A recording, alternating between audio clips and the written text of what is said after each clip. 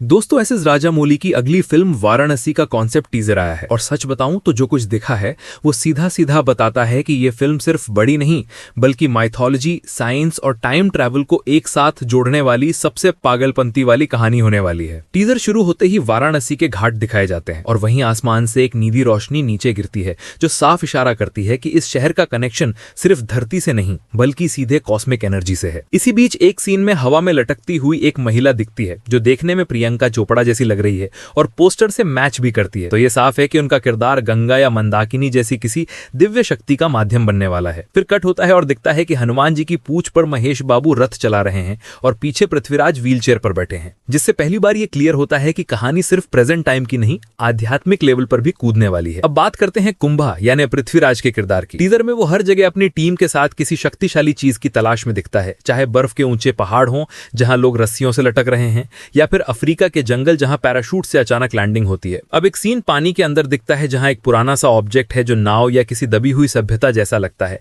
और ये क्लियर संकेत देता है कि ये द्वारका से कनेक्टेड है, यानी वो शहर जो पानी में डूब गया था और राजामौली शायद उसी खोई चीज को इस कहानी से जोड़ रहे हैं। अब सबसे बड़ा ट्विस्ट आता है टाइम ट्रैवल का। कहा जा रहा है कि कुंभा की ये हालत महेश बाबू के किरदार रुद्रा की किसी गलती से हुई है और उसी गलती को ठीक करने के लिए कुंभा संजीवनी बूटी ढूंढना चाहता है और इसके लिए वो अलग अलग युगों में कूदता है, त्रेता, द्वापर और शायद कलयुग के पहले के समय में भी। अब ध्यान से देखोगे तो टीजर में नीली रोशनी वाले सीन में एक धनुष बाण दिखता है जो रामायण से कनेक्शन बनाता है, क्योंकि ठीक वही नीली एनर्जी उस सीन में भी दिखती है जहां भगवान राम युद्ध में खड़े हैं और उनके पीछे वानरों का पहाड़ जैसा सेटअप दिखता है। इसी वजह से लग रहा है कि कुंभकर्ण की कहानी, उसके हाथ पैर कटने वाला हिस्सा और पृथ्वीराज का नाम कुंभा, ये सब एक इतिहास को जोड़कर प्रेजेंट मिला रहे हैं। और भाई एक और बड़ा धमाका, कहा जा रहा है कि आर माधवन भी फिल्म में है और वो रावण का किरदार प्ले कर सकते हैं, क्योंकि माधवन ने पृथ्वीराज की पोस्ट पर कमेंट किया था और ये बात मार्केट में तेजी से घूम रही है कि कुंभा रामायण को उलट देना चाहता है और रावण को वापस जिंदा करने के लिए वो संजीवनी बूटी ढूंढ रहा है। अब एंट्री होती है महेश बाबू की असली पहचान की, रुद्रा, जो सिर्फ एक योद्धा नहीं बल्कि शिव की तरह विनाश और संतुलन दोनों का प्रतीक है। और जब उसे पता चलता है कि कुंभा इतिहास बदलने की कोशिश कर रहा है तो वो नंदी पर बैठकर अपना असली रूप ले लेता है। क्लाइमैक्स की झलक में दिखता है कि कुंभा के हाथ में भगवान राम का धनुष है और रुद्रा के हाथों में शिव का त्रिशूल प्रकट होता है,